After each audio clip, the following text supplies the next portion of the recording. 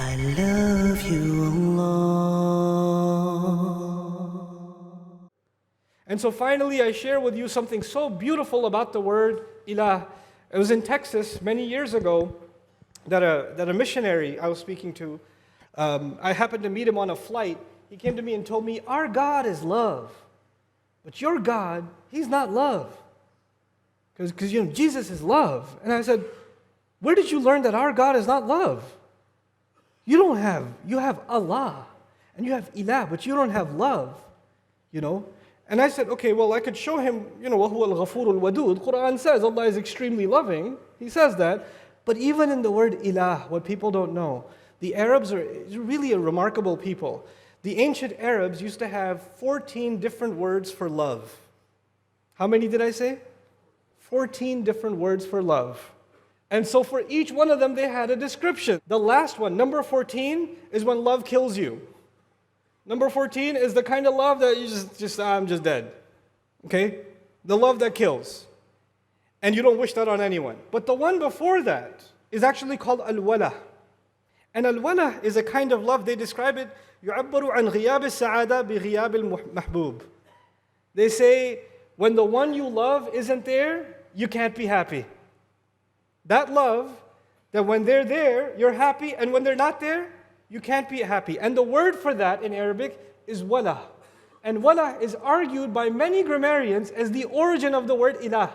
From wilah, it actually becomes muqallab, the waw became alif and became ilah. In other words, there is no genuine love, and there's no real happiness in life that a human being can find with Allah absent from their heart. Happiness cannot exist. Joy cannot exist. Love cannot exist without Allah in the heart. That's part of the meaning of La ilaha illallah. And that's the Allah we're calling on when we say Bismillah ar-Rahman ar-Rahim.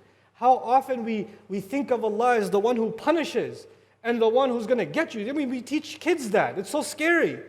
We teach our children things like, don't eat that cookie. Allah's going to be very angry. And I can guarantee you, if that child died, Allah will not be angry and not ask him about a cookie. I can guarantee you. You're angry, Allah isn't angry with a child. Not over any cookies. They're ma'soom. They're not going to be questioned about what they do. But we teach people early on, even Muslims teach Muslims early on that Allah is angry or Allah will punish or Allah is watching and you better watch out and you better fear Allah. Yes, fearing Allah is part of the equation. But where does Quran begin with? Does Quran begin with scaring us about Allah or making us love the one who gave us this life? Making us fall in love with Him and making us feel like we will always be alone without Him.